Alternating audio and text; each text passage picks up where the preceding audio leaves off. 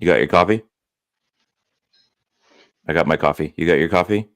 Coffee? Let's do this. Are you ready?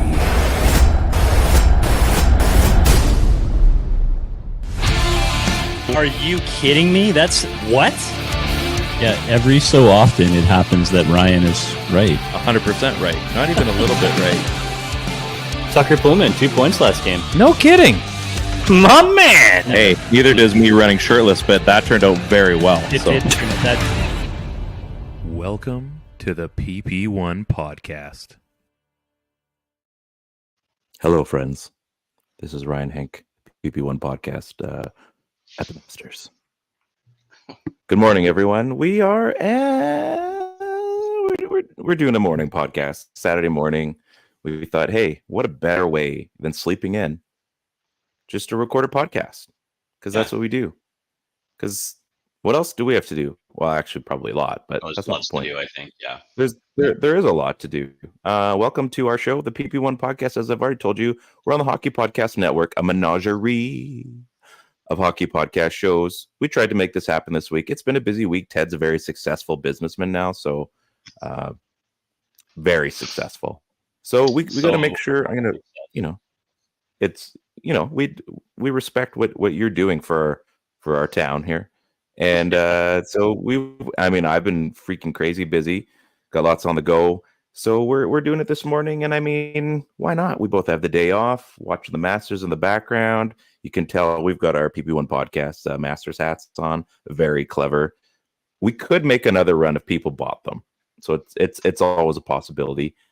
And then DraftKings promo code THPN. Don't forget about DraftKings. Do you like to bet money? Do you like to try to exaggerate your future wealth? Try DraftKings. You can bet on sports, and you can win money, and your life will change forever. DraftKings promo code THPN. Like, I don't know if that's the best sell, but I don't know it's if like all the people with gambling problems that are just like teetering on the edge now. You've just ruined it for them. It's like, hey man, do you want the future life of yours to become amazing? Well, come bet on sports. That's the best thing. Don't bet on anything else. Don't bet on futures. Don't bet on the stock market. Bet on sports. That's the most fun, because it hurts when you lose and it feels amazing when you win. Wow, Ryan, you're doing the worst of this. How you doing, Ted? What's going on? Yeah, good to be back. I was actually in Vancouver for like 6 days or something like that, like working out of a hotel room, doing like trade shows and stuff. So happy to be home. So you're one of those guys now. Yeah, like for now, I don't think it's like an all the time thing. I think it's like it just so happened to be that these two trade shows lined up together. Oh, okay. And they weren't back to back. Two totally separate ones. Yeah, I had to spend like an extra day. So there was like one and it went 2 days or whatever. And then there was like a day in between. So instead of driving back and then coming back home, we stayed. That checks out. Yeah. It was okay. So I was in town for the Vegas game, and it just didn't work out. Didn't get to go. And that ended up being a pretty good Vegas game. Yeah. I mean, it's probably good I didn't go. I've never been to a Canucks game where they won. So oh, really? I've always told myself, like, if they made it to a Stanley Cup final and I miraculously got tickets somehow, I just wouldn't go. It's like, I'm good. Hand this shit off. I'll go. You're like, nah, I'm good. I'll go. Sign me up, kid. Hung out with my cousin, and then we were getting a little workout there at the gym. Yeah, we saw your video. Kids, this dude is jacked. Ted's jacked. He's in great shape. Yeah, that's the guy that was like 350 pounds or whatever and came. Now he's like 230, like solid 230. Pretty crazy. And it's his son that was on Big Brother, who got voted out last week. So that sucks. So he had to fly down. We did our workout, and then he literally flew down to Toronto to meet him in like really in the studio audience after he got voted out, and then he's there for another week or whatever, doing like interviews and stuff like that with like the morning free Wendy's probably. Yeah. It's like, hey man, can I like max out my Wendy's before I head out of town here? Like, yeah, bro. Yeah. You want some spicy chicken? I just want Frosties. Can you just give me Frosties? All Frosties. Please. Yeah, and a portable freezer. That's like my go-to in the evening is to take a Frosty and freeze it, like stick it in the freezer, and then eat it later that night. And then it's like, do you remember the Dairyland malt with the wooden spoon, like the Of little cup course. of? They taste just like that. So that's like my go-to. I still do So, that all the is time. there a Wendy's on the west side? Yeah, and we're Is not there? animals. There's lots of stuff out here. I'm just trying to think. Where's the Wendy's on the west side? It's attached to the Doesn't Tim matter. Hortons until you leave town. Oh, that's right. There is a Wendy's. Yeah. I've eaten there multiple times. I just had a Yeah. brain fart. I'm sorry. Yeah. I apologize.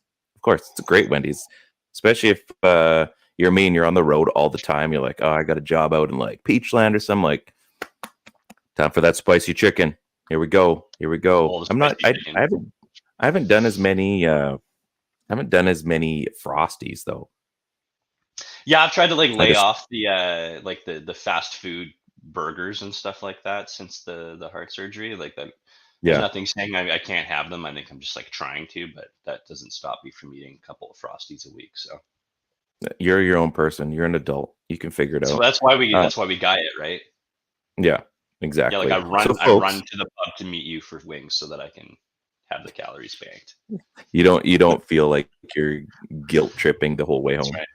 That's right. So, folks, the shirts aren't quite ready yet, but they will be very soon. The other part of everything is coming on the 16th, whatever day that is, 3 days from now.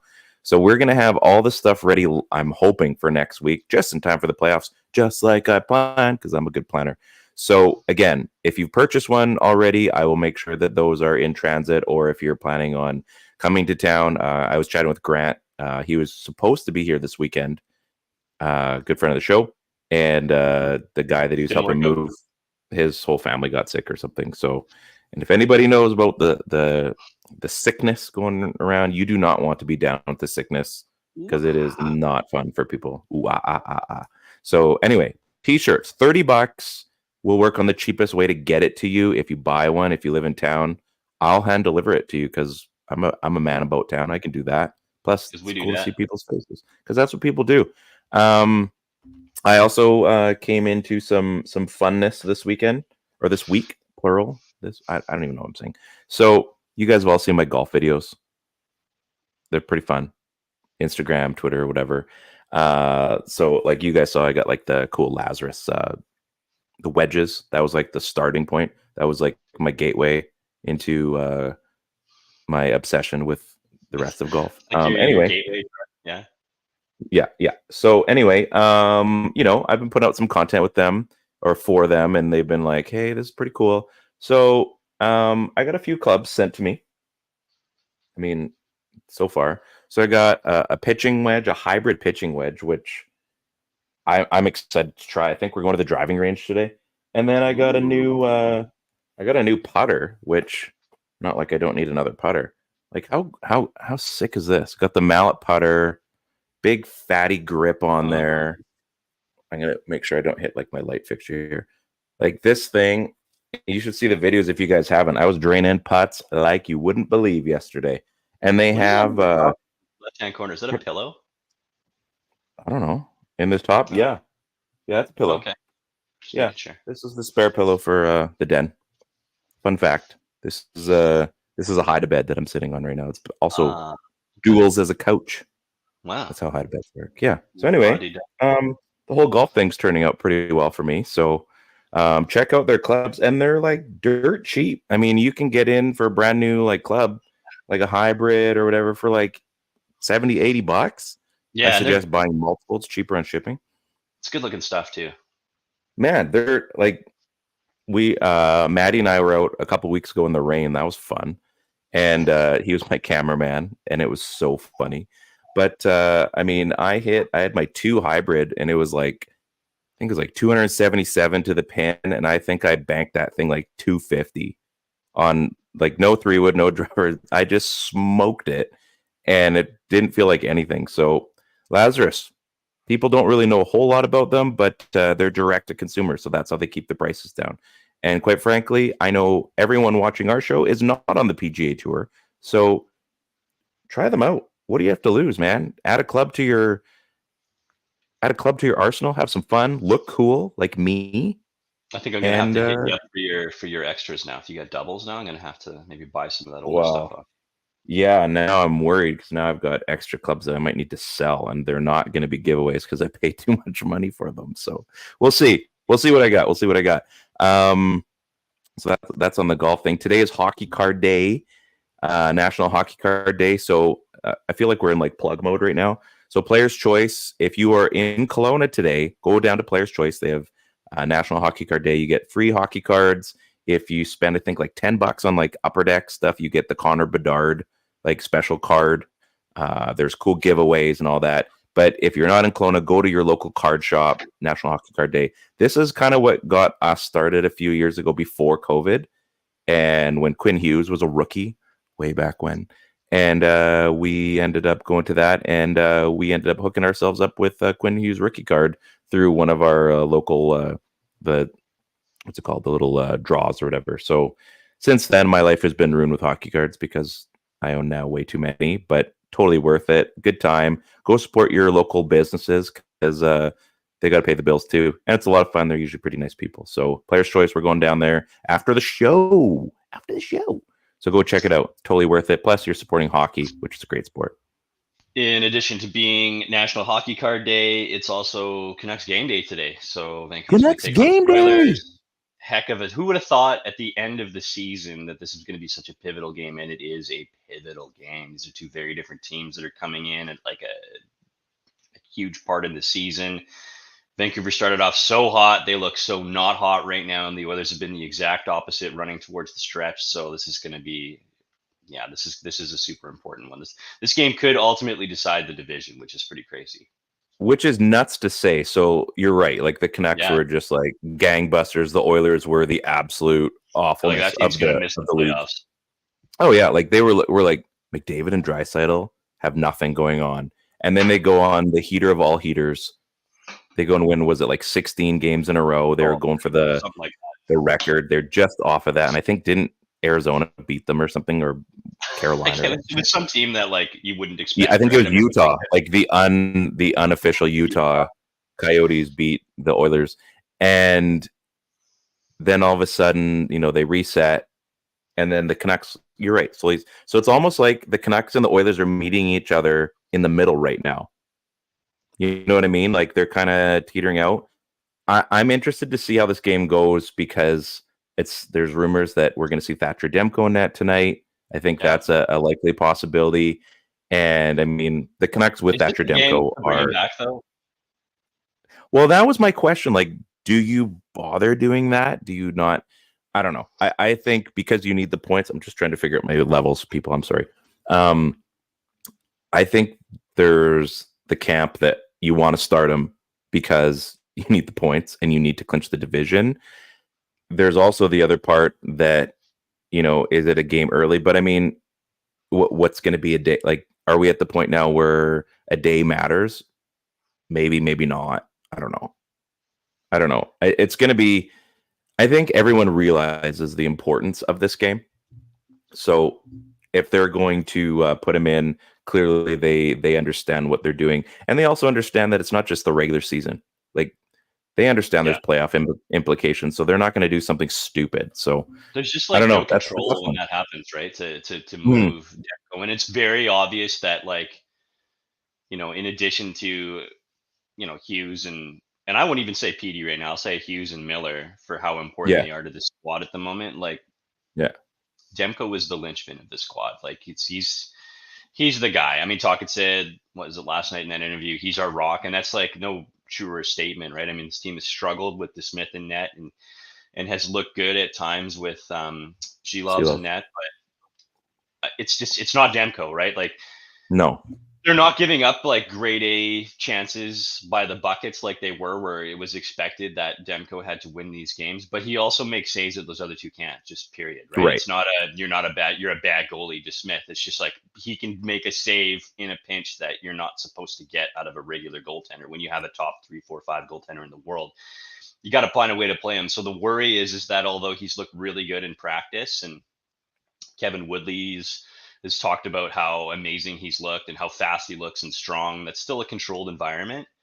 And you don't want to, that's been a long injury leave, right? And is that what you want to do? You want to bring him in for one of these ridiculous games where. But I mean, what's going to be the difference? Like, when do you bring him in then? Like, what's I don't know, it's an NHL game, right? It just makes like, when do the Canucks play again past this point? It's like day after Like tomorrow or whatever. probably like Monday or Monday, Tuesday. Yeah.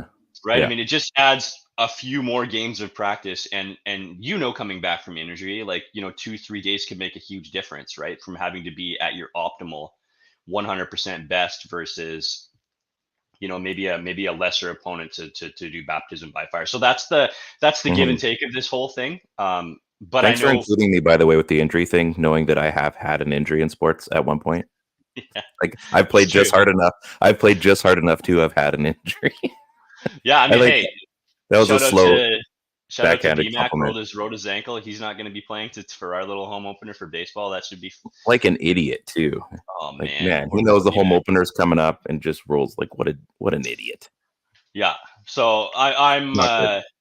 I just think it's part of the equation, right? And obviously he's going to be working pretty closely with, you take all the feedback, your goaltending coach, your assistants, the players are all probably going to give a little bit of feedback. I'm sure they know whether he's good to go or not. So if he's playing, I'm confident that he's like 100%, because I think that position more than any other is not something that you can come in, really nicked up and just sort of get the job done. Do you remember like a while back? It would have been a while back. I think we were playing like St. Louis in the playoffs in that first round, and I think it was like, Was that the one where we swept? Yeah.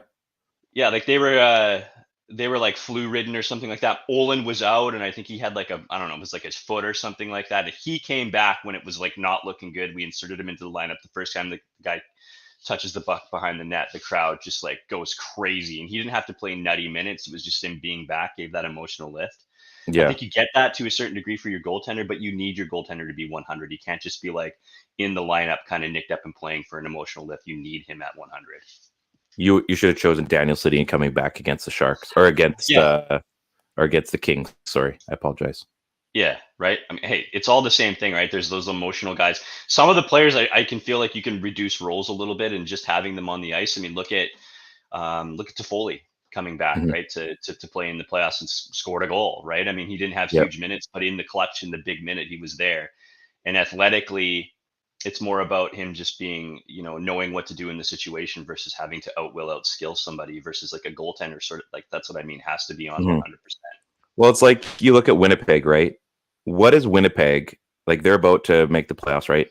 What is Winnipeg without Connor Hellebuck? Let's say you put in Casey DeSmith. I know, but you know what I mean? Like, the Canucks are a pretty good team too. Yeah. If the Canucks went on a run without Demko, they're not the Canucks that are going on a run. If you were the Jets going on a run without Hellebuck, they're not the same Winnipeg Jet. They're just not. There's a reason like those elite guys are elite, and that's what makes that team that much better. Like Thatcher Demko, when he's in net, you're right. It's not that he's not, you don't have a really good goaltender in net, but he's making that extra big save. He's covering up on a rebound. He's not giving up a huge rebound, and he's stealing the game when maybe another guy would have given up that easier shot. He's seeing screens better. He's seeing the clear shots better. He knows where his defensemen are. He knows how the reads are going to be. Whereas maybe those other guys, there's also just called elite athletes. There's guys that are just better. And well, just look at that. Go ahead. Sorry, go ahead. I was just going to say, if you had Connor McDavid in net, like the talent wise, and I'm using him as the elitist guy. Yeah. If you had that type of player in net, well, guess what? You can tell when that guy's not in the lineup. Yeah, 100%. I mean, I think no clearer than, DeSmith letting in a couple of goals in a game, granted, where we sucked, right? Yeah. I mean, I think DeSmith oftentimes is just as good as the team is playing in front of him. So if you have a good squad in front of him and they're doing good that night, he's going to be fine, right? Like if they're playing like shit, chances are he's going to play like shit, right? And I think pretty clear, even Shilov's like, I can't remember what goal it was, but just like completely lost track of where the puck was. By the time it was in the back of the net, he's like, has no idea where it is. He was still looking. That's tracking. That's something that Demko does at an extremely elite level that obviously Shilov's is still learning, right? So I think one of the fun questions, and I think it's been tattered around in news articles and other podcasts too, is like what happens in the playoffs? Like who is going to start in the playoffs if like a Demko couldn't go? Like would it be Shilovs or would it be DeSmith? And I sort of subscribe to this theory of like backup and third string quarterbacks in the NFL, right? Like if there's a clear NFL starter, there's a guy that comes in off the bench, right? And then they usually have like a third developmental guy who gets the starts in place of the starter where the backup stays in the backup role. And Yeah. Vancouver's kind of in a weird spot like that, right? Because Shilovs is a developmental guy. He's had some big stage games playing in the Worlds and things like that. DeSmith, he's the perfect backup, really, but we sort of also know what he is on the long stage of thing. You're probably not going to do anything to win a cup with a guy like DeSmith in net. You're probably not going to do anything with Shilovs either, but like, what do you do at that point? Do you develop your in-house guy? Or do you roll with the backup? Like I said, probably some of that depends on the team and what confidence they have in both players, but it's an interesting thought. I think if you've got either of those guys, like, let's be honest, you have two guys that are playing in the NHL. They wouldn't be up there. I mean, it's not you, it's not me. They've got a guy that they trust to be as the backup. And when Luongo went down with the poops, right? I mean, you've got a guy there that was ready to go. And, unfortunately, like you trusted him that, he stood on his head for that 7 minutes or whatever it was. You have to trust the other guy that's in net. So I think if you've got your backup in there, whether it's because of injury, it's not a Corey Schneider situation where you're like, oh, well, he's going to take over the net anyway. No, it was the French dude. Rochu? No, it wasn't. No. Who was it? You'd think we'd know this. I keep wanting to say Nornan, but he's not French. Very French. Yeah, it's. I'll look. I'll keep talking. I'll look it up. It's like the Swedish defenseman that Vegas sent down, LTAR. It's like LTIR. That was a joke. Yeah, like you have to trust whoever you've got in there. And I think if I'm the Canucks, not putting a ton of thought into this, I probably do put Casey DeSmith in because, he's been in the league longer. He's played the backup role to a T. And you kind of have to trust that. And I think most organizations aren't going to chuck in a guy unless it's like Carter Hart back in the day, or you got it. Danny Fire Sabrin. away. Danny Sabrin. Danny Sabrin. Yeah, he's French. Thank you for Danny letting Sabrin. me. Yeah. Thank you for letting me poop. And then we eventually lost anyway. That was a golf club. Don't worry, it's all good. So good. So good. Yeah. So I think hopefully we don't even have to think about that, and that's kind of where I want to lead. I want to get into something quickly, and I didn't want to digress too far away from this. You brought up Tyler Toffoli, and I've been thinking about this for like 2 weeks. I brought this up back in November, December, that if New Jersey was going to be out of it, that the Canucks should go after Tyler Toffoli and bring back that known asset, right? Like I was big on that, on the Tyler Toffoli train for quite some time, and it got so close to the point where it actually became public that they were going after him. And then now you see Jack Hughes is down; he's out for the season now with surgery, and I just think like, man, they actually had a good thing sitting there for the longest time, and they blew it. And then like you think of how good this team is right now, how things are slowly looking better. And like what a Tyler Toffoli would look like on this team, including Elias Lindholm and Zadorov and Dakota Joshua, and how Brock Besser is at 40, which we'll get into. It just kind of still bugs me. Like it bugs me that he left in the first place, and it bugs me in the fact that they had a very easy opportunity to bring him back. So I don't know. It's one of these things that just sits in the back of my head right now, and I just can't get over. Like, what would the Canucks look like right now with Tyler Toffoli in the lineup? I do wonder, but we'll never know. Yeah, it's funny, right? Because obviously Lindholm hasn't lived up to what we were hoping he was going to live up to in terms of like a top 6-4. But this team has also missed Lindholm down the middle for the last stretch of games too, especially defensively and winning draws and things like that. So even though he may not be the guy, he really did. Yeah, he may not be the guy that I think everybody was really hoping we got. He's gonna have to be, and he is. In terms of what his role is, a pretty important cog in this thing here, right? So yeah, it's going to be an interesting stretch for sure. Yeah, it's anyway, it's one of those things that, me, I get a little bit little bit antsy. I got a question for you. This is interesting. This isn't anything to do with top 5. It's just me having some fun in my head. So WrestleMania was last weekend. Oh yeah, I don't have I don't have the WWE channel, but sounded like it was pretty good. I'm not a big fan that they do 2 nights. I'm a traditionalist. You know, and a pay-per-view should be one night. It should be 3 to 4 hours. Heck, for WrestleMania, you can make it 5 hours. Who cares? But it shouldn't be 2 nights. You don't want to say like, oh, I'm going to WrestleMania night 1. Like, this isn't a golf tournament. I'm going to WrestleManias. Yeah, exactly. Plural, like exactly. Like, hey, did you guys catch all the WrestleManias last weekend? Like all of them? Yeah, it's 2 nights. I was driving along and I was thinking, and I just kind of got a smirk, and I thought, like, how cool would it be? And we'll use hockey as an example. How cool would it be if there was heel turns in sports or hockey? Like, you know what I mean? Like, yeah. Like, we always joke, like, what if that guy, like, all of a sudden, like, passed the puck, like, took the puck and, like, went on a breakaway the other way? Like, it made no sense. You're like, what is he doing? And, like, he turns heel right in the middle of the match. Yeah. Exactly. So, like, all of a sudden, you know, you've got Quinn Hughes, like, at the point, and it's like a game tying, make the playoffs or, like, go to the finals or whatever, and he goes the other way.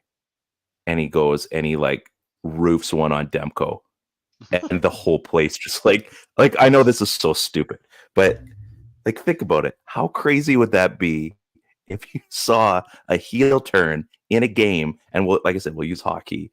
How awesome would that be? Like, everyone would be shocked, and it would start like the craziest timeline of events. So now you got promos going in like pre and post game, like in the media, like, so what'd you guys think about Quinn Hughes? Like, I can't believe that guy did it. And I mean, we could start a whole new podcast just on that. Yeah. Like, it would be wild. It would be. We need to have Rob in for this conversation, I feel like. But yeah, I mean, it would be just like ridiculous. You think about like the wrestling factor storylines, how this thing could work out, but obviously major shit would hit the fan. Oh, it would be like all over the fan base. Like, guy would be ridiculed. It would be some like 30 for 30 story down the road. Documentaries would be made about it. Like, it would be like the league would just be on edge. Like, oh, like, something happened in Vancouver tonight. Something happened in Vancouver tonight. Yeah. Like, odds makers would like throw the game out. Like, they would just assume that there would be crazy investigations on whether he took money or not. Like, it would be way out of hand. Way out of hand. Man, I would be here for the carnage. Like, like the immediate factor would be like, what did you just do? You just literally. I would be here for the carnage. If it was like on another team, I would be happy with that. Yeah, exactly. Like any other team.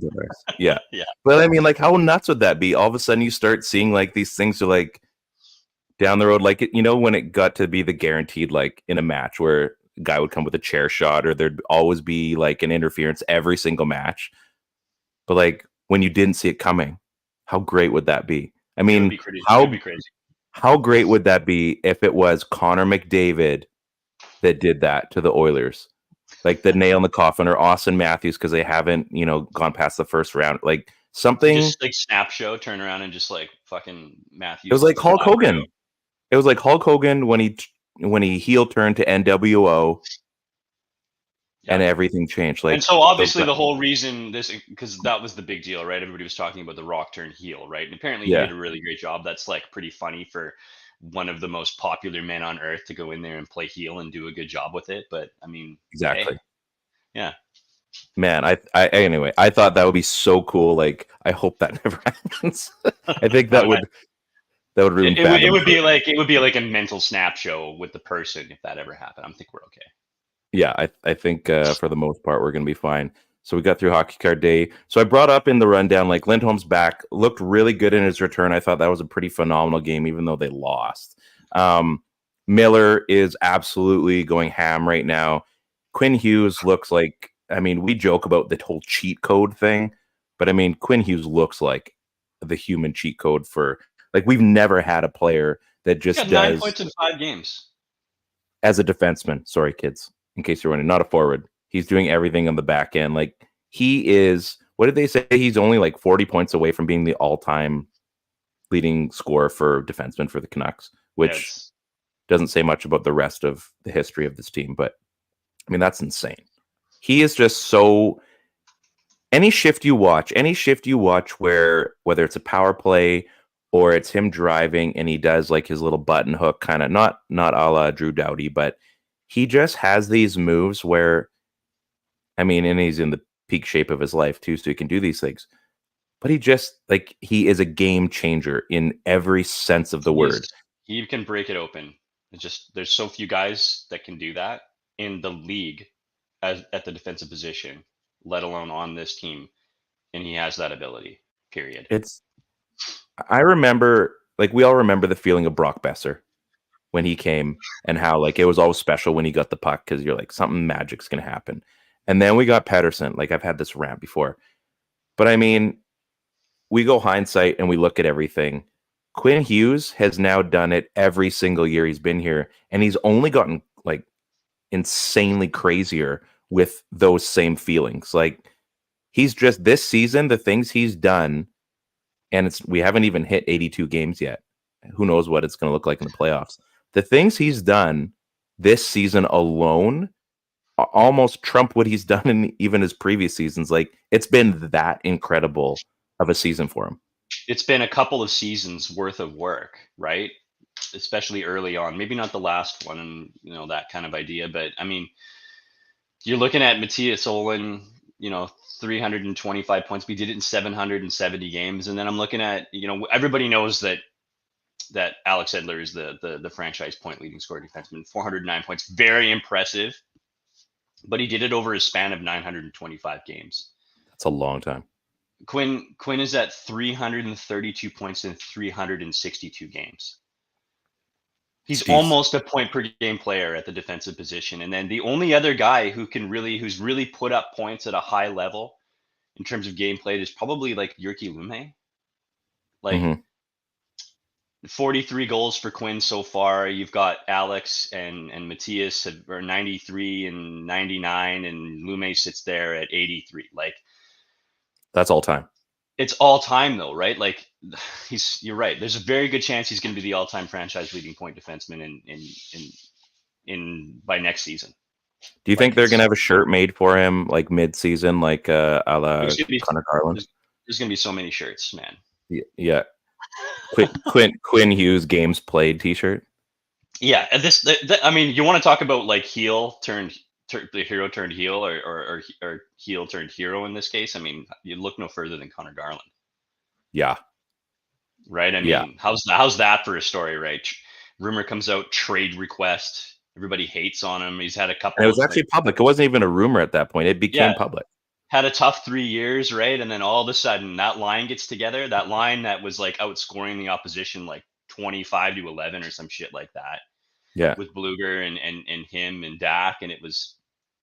I think people start to understand now that this is the guy that stirs the drink on lines all over the bottom half of this roster, and then all of a sudden he hits folk hero status. Like, I mean, that Vegas thing we were talking about earlier was like did you hear the crowd when he started giving his interview after that win? Like, it's amazing. It's such a feel good story. I just freaking love it. It was electric. So, and he's done, I mean, this season has been quite the rainbow of stuff for him. So you're right. He had the trade talk, and I mean, it was coming. It was in the Besser territory, right? Where like, all right, maybe we just need to move on from some guys and get some, get assets in return. And then it slowly starts figuring itself out. Then it gets crazy. Then he goes and adds the neck guard. So he's got like and it's part of the thing now. It is. So he's got the neck guard. Then he gets the Miller, the T-shirt, which happened on Monday, which I think the Canucks need to, like, remember the Vote for Rory T-shirt? They gotta get the Connor Garland T-shirt out there, because you're printing money. You are printing money for something like this. And you're right. Now it's almost like he's like the bottom half captain. You know what I mean? Like, you've got like the captain of the whole team. Way of saying it. Yeah, that makes sense. Because you're right. He's the straw stirring the drink on the bottom half of this team. Well, you do need someone to look up to on the bottom half, because like clearly you've got your elite talent at this side, and you're like, all right, well, I know who I'm looking. JT Miller's kind of the guy doing everything right now on this side, but we need a guy to follow on the bottom half, because that's who we identify with. And I think Connor Garland, who knew? Who knew? Who knew? Yeah, and I think like 2 times in a row now, especially on this season, and I think maybe you could even say three, although I think Höglander is less likely to be in this conversation than Garland and the other player that I'm going to mention. But it was time after time after time after time exploring trade scenarios for a guy that literally nobody wanted because either his price point was too high or they didn't like the player for like a team fit and size, which was Right. Garland. Talent was there. And this team tried repeatedly, I think, to move Brock Besser, but the contract was just not in a place where they could. His game wasn't in a place where they could. No team wanted to take a risk on a player like that, including the Canucks, that were kind of forced into having to keep him to a certain extent. I mean, don't get me wrong, we all love Brock, and I think that everybody wanted Brock ultimately to be here. It just wasn't working out at the time. Yep. And Connor Garland falls into that mix. I mean, he, like, mark my words, this team was trying to move both those players. Oh yeah, absolutely. Had their hands forced and had to keep them, and it literally was the best thing that ended up happening, right? I mean, For and two Höglander people. doesn't. Yeah, and Höglander probably doesn't fall into that mix. I think they took the development path, but I think they were, open to listening to trade offers for him as a sweetener in a lot of packages before, and then sort of came to a realization of what they had down on the farm. This guy makes the team, and now is a 20-goal scorer. Mhm. He's playing on a line with a pretty good player in Petey, right? Like, yeah, this is best case scenario for a bunch of players on this squad this year, and we need them. We really need them, right? I mean, they look good. It's like there's so many head scratchers at this point in the season right now. You've got the Garland story. Besser hits Yeah. 40, which warmed my heart. We saw that. I was at our ball get together on Monday when he scores number 40. Right, huge deal. I think, or was it? Yeah, was it 40 or 40 was on Wednesday? Can't remember. It was the game before the Vegas game. Oh, was it? I think. Anyway, so. I can't. Yeah. Anyway, you can look up if you really like. So you have the Besser story, which is incredible. Finally hits 30. Now he's at 40. You've got the Quinn Hughes story, which he's knocking on the door for the first major trophy that isn't like a rookie trophy, because usually that's where the Canucks get those. You've got Thatcher Demko, again, for the most part, having a season where, for the most part of this season, he has been in Vezina, nomination territory. Being off for a month is going to hurt his statistics, so likely that probably fades away. You've got Rick Tocchet, who finally gets through this, not finally gets through, but he takes this team and makes it his own, and he's up for a trophy. You've got Nils Höglander, who's finally moved up to the big club and become a huge part of this team, like an integral part on the grind and the hustle and creating chances. You're not waiting for him to do the Michigan goal because, he's more important. He's more important than a flash in the pan kind of move. You've got an Elias Pettersson, who at the start of the season was just gangbusters, and he's gone through some stuff, and I'm sure the contract, and again, there's the Elias Pettersson contract that's come up. There are a lot of stories this year, and none of them are really bad. Does Brock Besser get nominated for the Masterton Trophy for comeback player of the year? I don't know. He didn't miss a bunch of games or anything. Like, he did some crazy shit over the last couple of years to now put his game together and resurface. I think that's a pretty fair. I think that's a fair nomination right there. I mean, to go through all that, I mean, to see the player that we all believe that he should be, and hopefully this isn't a flash in the pan season for him, but yeah, I would say that's something. And I know the guys, like, the awards are great, but that's not what they're there for. But I mean, there are a ton of stories, and we're not talking about the Canucks tanking. We're not talking about them going for the first pick. We're like, do you think they still have a team to win the Stanley Cup? JT gets to 100, right? I mean, you got Filip Hronek, who's 2 points away from 50. You've got one more goal for Connor Garland to get to 20. Like, the list goes on here. We've got Dakota Joshua, half point per game player. I mean, Tyler Myers is having his best season as a Canuck right now, and looks like a player that probably needs to come back to this roster in some way, shape, or form, and we think he's going to. I mean, like, it's going off script. Like, stuff. You're going off script. You're like, oh, that shoot. What's going on? It's like watching live TV, and they're like, oh no, what's going on? Like, we got to cut the cameras. Like, everything's changing. This is insane. Yeah, weird impacts too, right? I mean, like the Noah Juleson story, and that guy looks like a full-time NHLer, right? I mean, the impact that a guy like Carson Soucy has, he's got 6 points. I mean, you Yeah. look at the statistical stats and like the statistical standings here, and it's like, what is he really doing, right? Everybody knows the story of Carson Soucy and what he does for this team, but I mean, it's interesting, right? I mean, there's so many guys that are playing in proper roles, and then you've got guys in awkward roles, like a Mikheyev who hasn't really found his game, but is still a useful player, sort of like Lindholm in a defensive format who you need on the squad. And this team, like, make no bones about it, this is a defensive team. Yeah. Now, this isn't a team that lights the score sheet up. This team is going to win in the playoffs by locking teams down. And I think they've got the horses to do it in terms of defensive ability. We just need to have some guys step up and score some goals. And I think some of those role-playing guys that maybe like the Mikheyevs and the Soucys, maybe those are the guys that step up in the playoffs, where you're going to find where that's where their value is. And it hasn't been the regular season, but when the hits are a little heavier, when the minutes are a little bit tighter for certain players, you're going to see those shifts where, like, wow, that, or a PK, when, you're killing off a PK to maintain the lead to win game 2 or something, like Mikheyev steals it and holds the puck for 30 seconds. And all of a sudden the game is won because you had a defensive specialist and a guy that made sure that the puck stayed out of your zone. Like, the things that aren't fun to watch, that no one really talks about, but in the moment is a huge part of the game. Like, Mikheyev has 30 points on the season in 70 games, and Lindholm has 41 on the season. But it wouldn't surprise me if one of these guys just found their game in the playoffs and goes fucking Claude Lemieux ham and just turns into this ultimate weapon. Is he really? Mikheyev has 30 points? He's got 30 points, yeah. How? I mean, that happens when you get shit bounced off you playing with players like Elias Pettersson. So isn't that wild though? Like, it's great. Yeah. I mean, for how dangerous he's looked, which has been not at all. And yeah. I know we've talked about a lot of the reasons why, and I think that he's still an effective player in a lot of ways for Vancouver, just not from a goal scoring standpoint.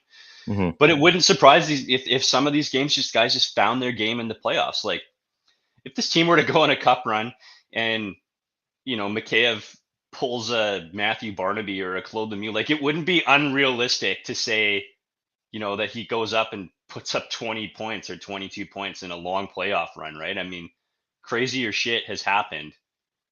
And this is a player that's getting paid 4+, or Lindholm getting paid, more than that, right? I mean, it could happen, right? So, and it's probably like every year there's guys that step up and do that. And when you look at this roster, I mean, Joshua is another guy that you could see putting up big points in the playoffs too down the road if somehow he catches fire, right? They're not guys you're expecting to. Yeah. But it also wouldn't just like absolutely shock you, because we know as Canuck fans who some of these players are if they did.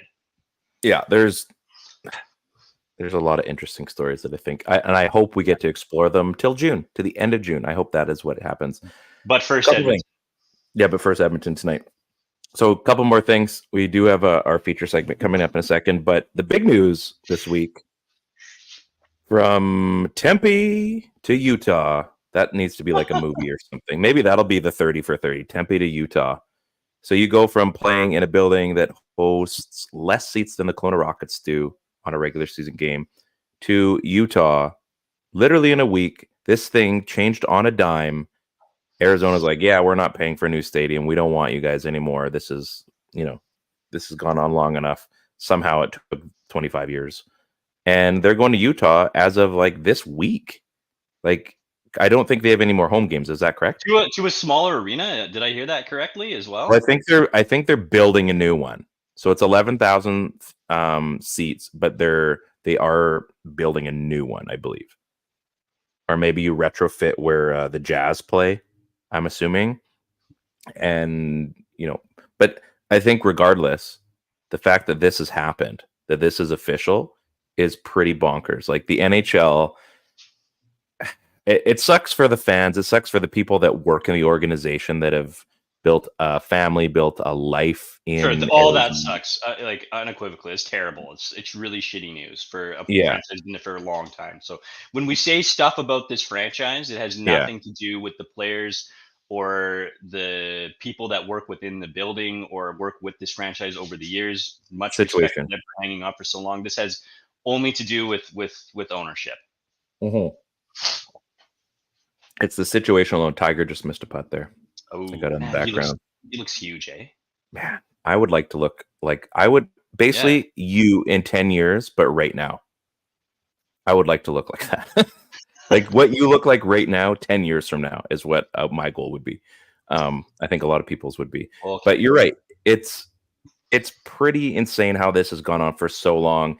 Arizona is like Phoenix anyway, is a massive market. We're all aware of how TV works and you know the endorsement deals and TV deals, all that sort of stuff. We all get that. None of us are unaware of that whole situation. However, sometimes certain things don't work there. And it's amazing that hockey's worked so well in Florida. California makes a little bit more sense, but it just didn't work in Phoenix and Tempe and Tucson or Palm Springs or whatever. It didn't work there. And we get that you tried to make something happen, but you guys turned a lot quicker on Atlanta. You turned a lot quicker on a bunch of other ones. So why did it have to be so long there? And they could have lost a lot less money. So now you go to Utah and you start something new. And yeah, it's going to be different, but I think the league's going to be better for it. And it might not be overnight, but the league's going to be better for it because you now have one story that is now put to bed. And you can finally start over, I think. So, like I said, it sucks. Like the Shane Doans, you see. Well, it's been fun. I Yeah. unexpectedly, Mullet has been a lot of fun. If you're there, but it looks terrible on TV.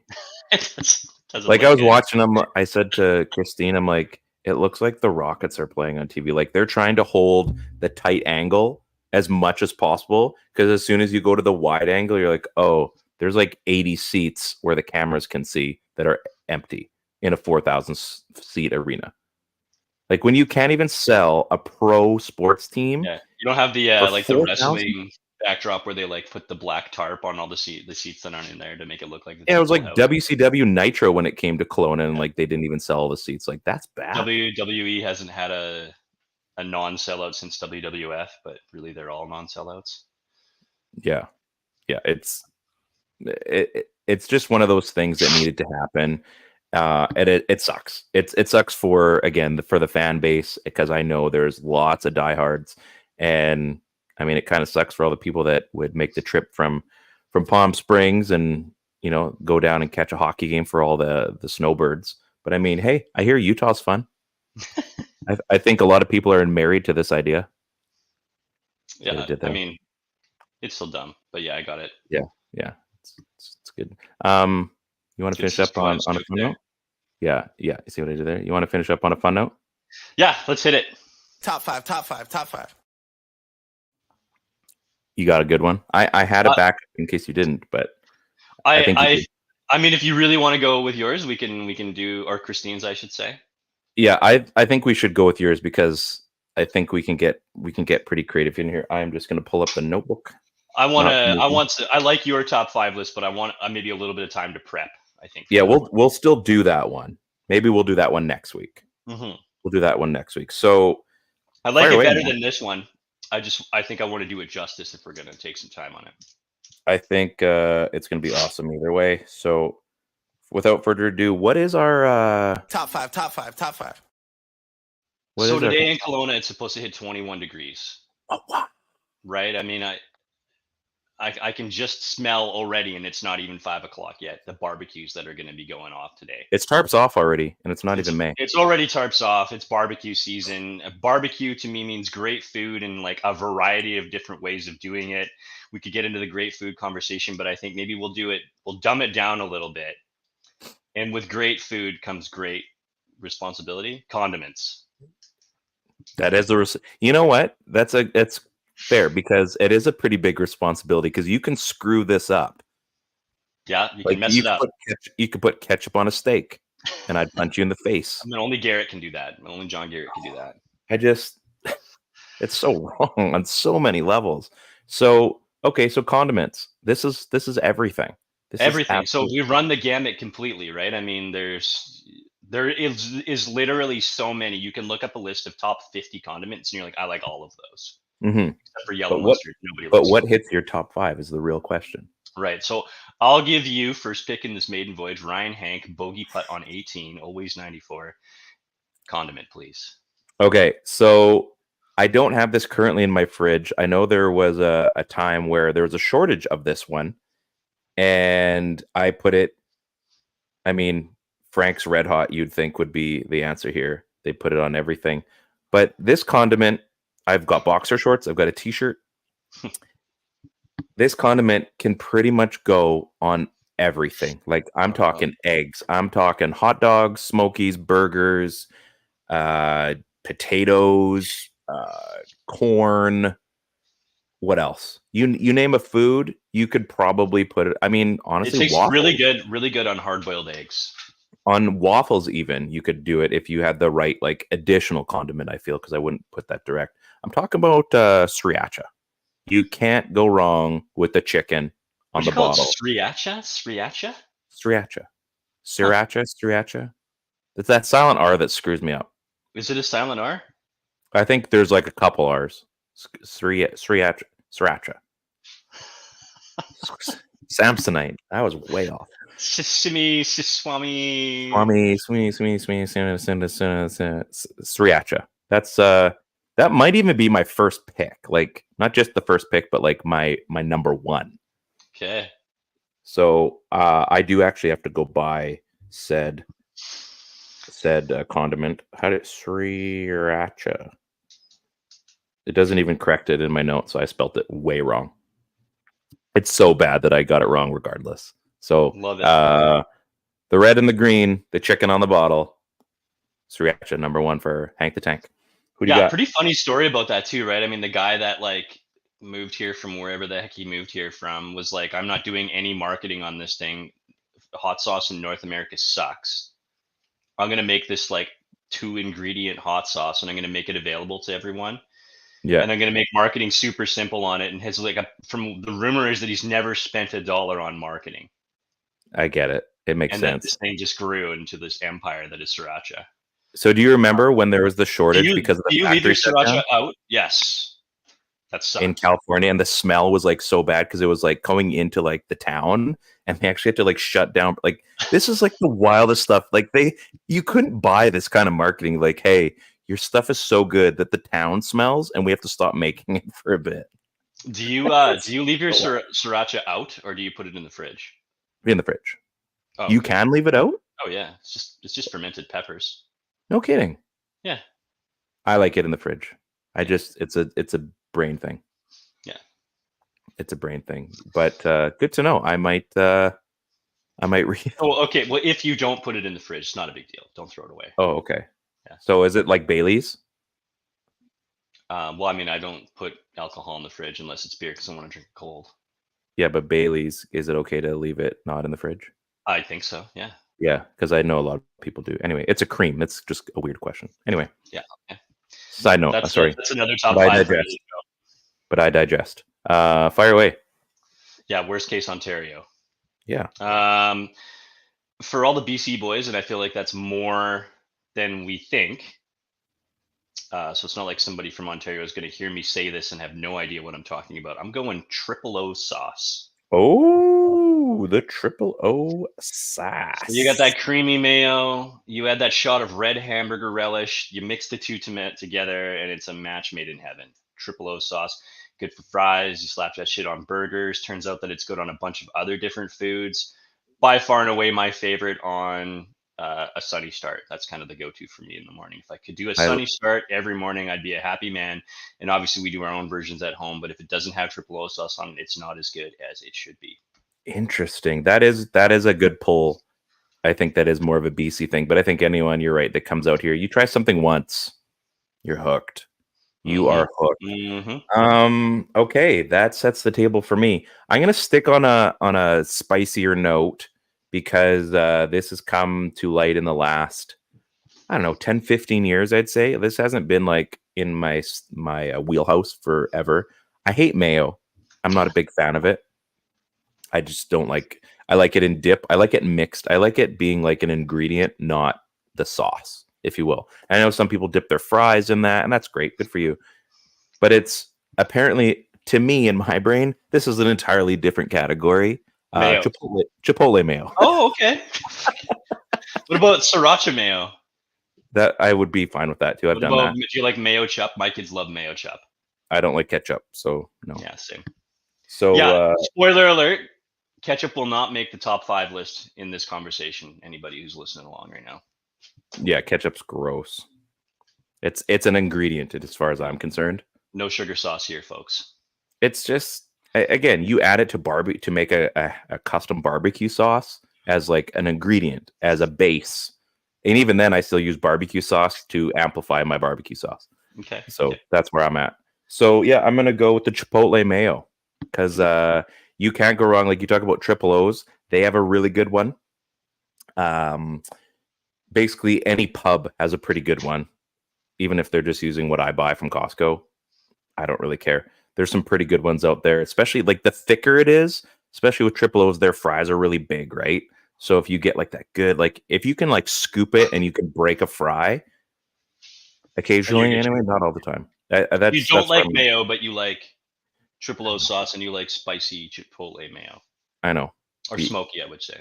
Yeah. Ooh, a smoky mayo would be probably pretty decent. Wasn't that what Chipotle is? Kind of smoky? Yeah. I don't know. I'm just gonna move my cord here. Yeah, so that's I'm gonna go with, makes no sense at all based on his prior comments. Yeah, I like it. Yes. Yeah. It's par for the course for me. Or bogey, I guess. Okay, you and I. Oops, this is yours. This is mine. I'll just make a little arrow here. Continue to be very different. And I'm gonna go with teriyaki sauce.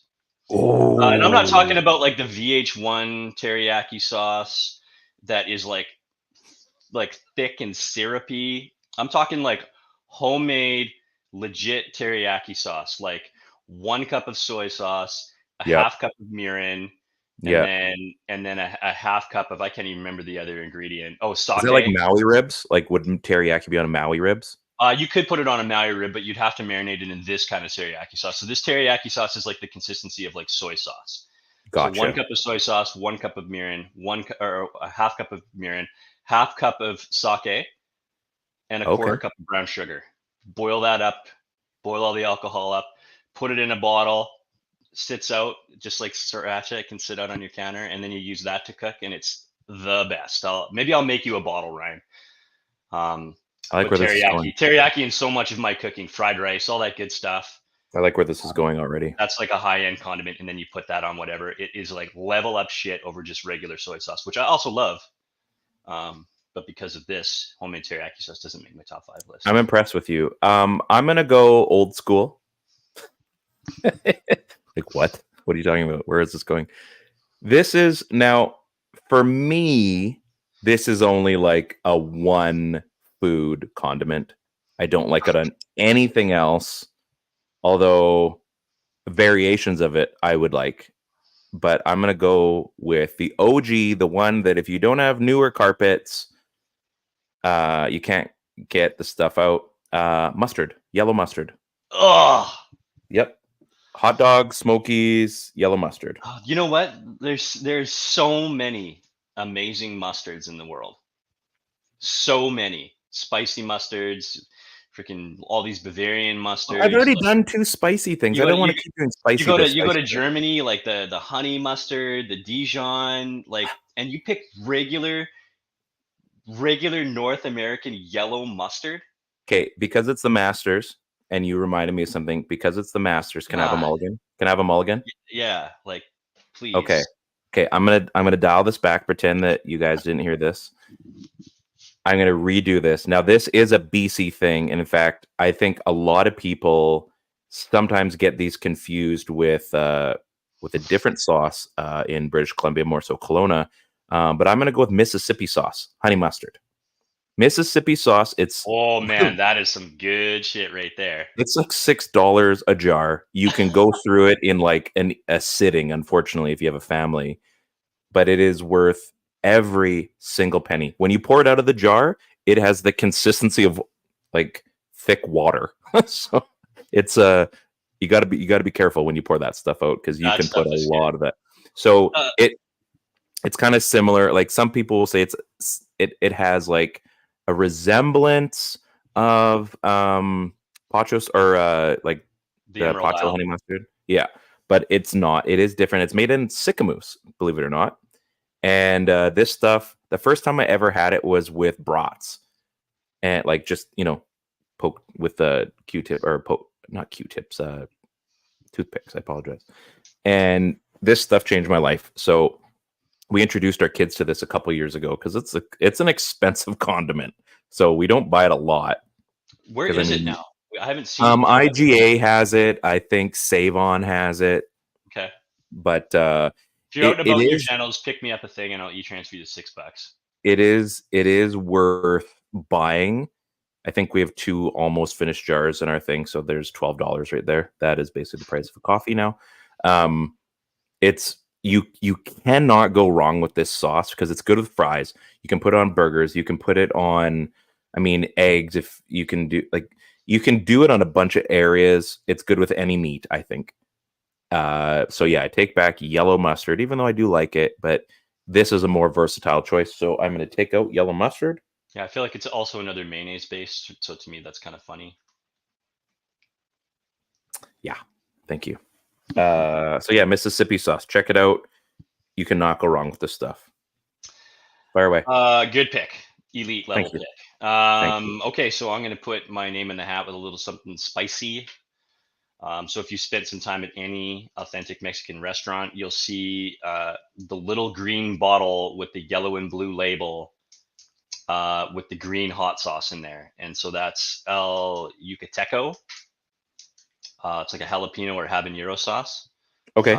That shit is the bee's knees. So I like to make nachos and then slather it all over the nachos and then dip that in the salsa or pico, because who eats salsa anymore? Yep. Okay.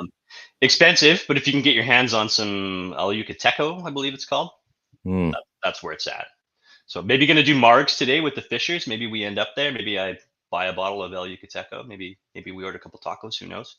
Bed Bath and Beyond. The spice is good. It's not too hot. Yeah, great stuff. So I've got 3. You've got 3. Looking good so far. So I've got sriracha, spicy mayo, Mississippi. You've got triple O sauce, teriyaki, and Yucateco. That's good. I like where this is going.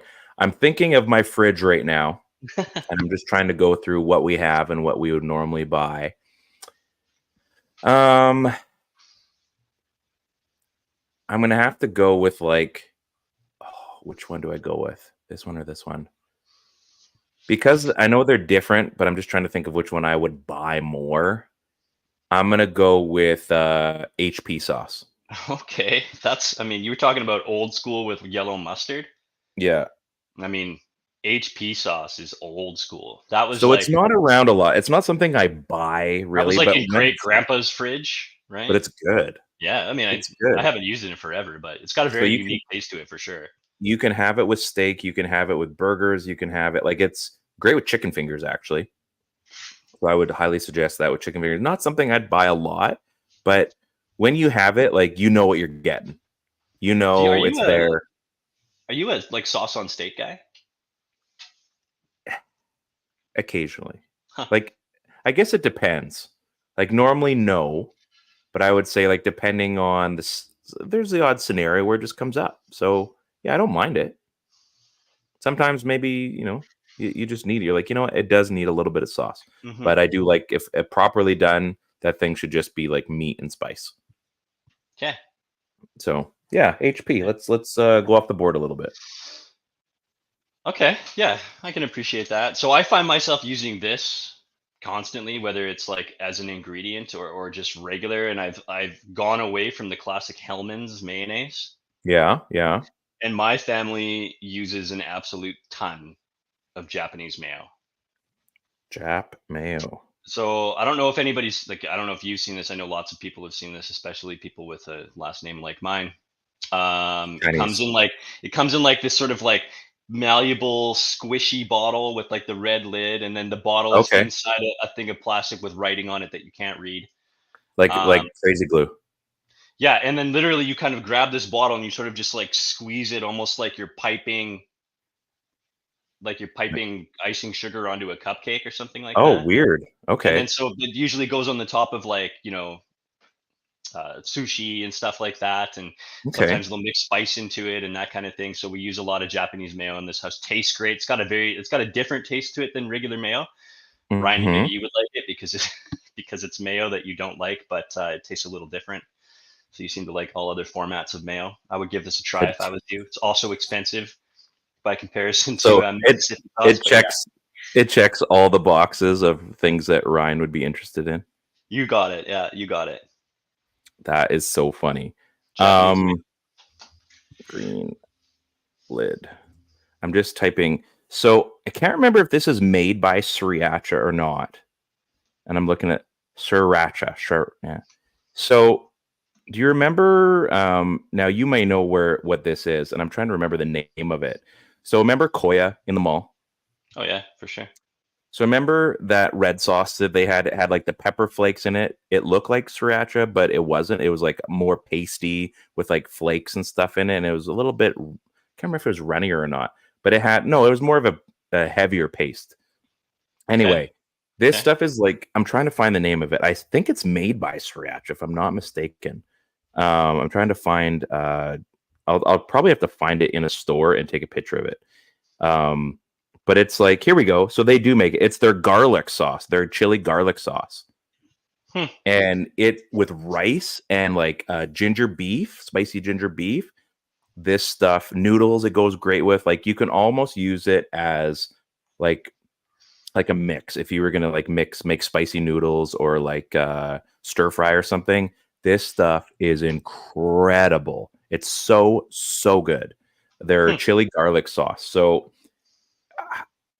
yeah, so it's made by the Kung Pao or whatever that company's name is. It's made by them. So good. Actually, it's something that I always say I'm going to buy when I'm in the grocery store, and I never end up buying it. But it's so good. It's not necessarily a dip. You would definitely want to mix it through, like I said, with rice and noodles. It's just phenomenal. Definitely a hit in my personal life. Okay, So, yeah. cool. Garlic chili sauce. Okay. I mean, I was like really close to doing the like umami bomb. Have you ever heard that? It's like Yes. chili oil umami bomb. Mm-hmm. But I feel like because of your last selection, I should probably change it up a little bit. You do So you, I'm gonna man. go. I'm gonna go gochujang. I don't know if you've ever had gochujang before. It's like Korean fermented, sweet and savory, spicy sort of Oh, paste that you can, okay. add a little bit of water to and thin it down and then put it directly over top of your whatever food you're eating. Obviously, Korean barbecue is like a really good thing to eat it on, but like, anything Asian goes good on steaks or Yeah, wings or dry wings, chicken wings, anything like that, chicken fingers, that kind of stuff. But I also like to make like marinades with it. So you take gochujang, a couple of scoops of that, totally. a couple of cloves of garlic, some lemon juice, throw in a few other stocks like ginger and things like that. Make a paste, ferment some pork chops in it, and then cook them up the next day on the barbecue. That stuff is bomb. If you can get your hands on some gochujang, get it. Comes in a little container that you have to like flip up and open, and it can sit in your fridge forever. The stuff is fermented. It's delicious. Give it a try. Gochujang. Okay, so I got my last pick. I do like the spicy stuff. That's kind of my go-to. Oh, this is a tough one, man. This is a tough one. Final pick. I'm gonna go with. This has always been easy to work with. It goes with, again, so many things, I think. And for my final pick, because maybe my brain just isn't clicking, and I'm gonna be so mad because I'm gonna miss a few of these. But the chili sauce at Costco, the big one. I don't know if I've ever had that. You like the my sweet chili sauce? It's like a sweet chili. So I think a lot of people make a good sweet chili, but the one at Costco in the big bottle, oh man, it is so good. Again, you can use it in stir fries, you can use it in rice, you can use it, mix it usually with meat. You can use it as a dipping sauce with your chicken fingers, your fries, whatever. I have put it on like smokies and stuff occasionally. Usually I'd add some other things to that as well. I mean, it's versatile. It's versatile. And you can just buy that stuff. It's not like at the condiment section at the Costco. I mean, there's other places that sell like versions of it, but yeah, the one at Costco is pretty good. You just buy it in a bottle. Okay. All right. So yeah, I'm gonna go with the other sweet chili instead of garlic chili. Go figure. I can't believe that's what I finished up with. But Yeah. Who knows? Like no particular order here. I don't know if I could oh pick wait, a I favorite had out of 5 all this, already. but yeah, I whatever. had 5. You That's another one. that'll be honorable mention then. Honorable mention. Yeah. There you go. I also said that I like chili oil, so there you go. Okay. Chili oil's good. Chili oil's really good. That was fun. Yeah. That was a good one. Yeah. If you ever That need was a a good recipe one. to make chili oil, I can let you know. Well, you and foods. I love how you just like you're dialed in. I would just wish you lived I next feel door. like I'd I give you- owe most of that to our boy Maddie. Yeah. I wish both of you guys lived next door to me just for the food reasons. I'd probably get sick of both of you just being next door at some point, but I would love to have you guys next door for food reasons because every time I hook up with you guys, it's just like, man, I could do that. Flavor punch. I could do that, those sorts of things. So anyway, this has been a great show, man. Had a lot of fun. We have a full Saturday to go. Hockey card day, as I said. Probably at the driving range. You're getting margaritas. That's awesome. The sun is out. The guns will be out. I cannot wait. Might get a little bit of a sunburn. Take the kids out. Maybe get some ice cream. Go to the gluten-free bakery or something. Oh, fun story. Before we go, we're driving to school the other day. Like Jade and Joel's. You're gonna go to Jade and Joel's. We haven't been there, so yeah, maybe we'll go there. Yeah, I keep saying we're gonna go. I've Crumbs heard and Roses, very good. Jade and Joel's. Yeah, Crumbs and Roses, big Hungry Lion is also very good. Two Donkeys, very good. So we're driving to school the other day, and we pass the little strip mall in Glenmore on the way to school, and there's a bakery there, and it says gluten free. Addison goes, "Yeah, there's a gluten free bakery." Kinsey looks, she's like, "Does it say gluten free?" Because we were kind of going. She goes, "Yeah." She goes, "It's a scam." Like, what? It's a scam. So we look at each other, Addie and I are like, Kenzie, what are you talking about? She's like, it says gluten free. She goes, that's a scam. I'm like, I don't know. I don't think so. I said, I'm pretty sure it's not like a front for something else. So it was specialty. They also have gluten free stuff, but it was just funny. I'm like, I don't know where your head's at right now, but I'm a little impressed. So kind of funny It's stuff. like all those companies that scam out and they write that whatever it is they're selling is gluten free. Yeah, that's right? just the name of the company. But it's like, you know, like gluten free bread, right? And then they'll have like gluten free bananas. So they'll sell you gluten free bananas. Like, oh, well, these are gluten free bananas. I better get these ones. But like, yeah, bananas are inherently gluten free. They're organic. Aren't all bananas organic? Like, gluten free peanut butter. Yeah. Yeah, checks out. So anyway, funny story, just random one. This has been a great show. Kids. You know, enjoy your Saturday. Enjoy the Canucks game tonight. Oh man, like next time we have this show, we need to do a playoff primer because it all starts on the 20th. So I cannot wait. It's going to be awesome. Dan is going to be joining us throughout the playoffs, hopefully for a few months if we're lucky. My man, other than that, let's go enjoy our Saturdays, guys. This is the PP1 podcast. We're on the Hockey Podcast Network. You can find us along with all the other hockey shows on the channel. Enjoy it. There's some live streams going on for some of the watch parties and stuff. DraftKings promo code THPN. Go in there, make yourself some dough, make yourself some cheddar, not the real cheddar because you eat that. Yeah. So any final words? You all good, man? No, stoked for a hot day. Let's give her. Okay, so on behalf of Ted, I'm Ryan. This is I just had a hiccup there. PP1 podcast.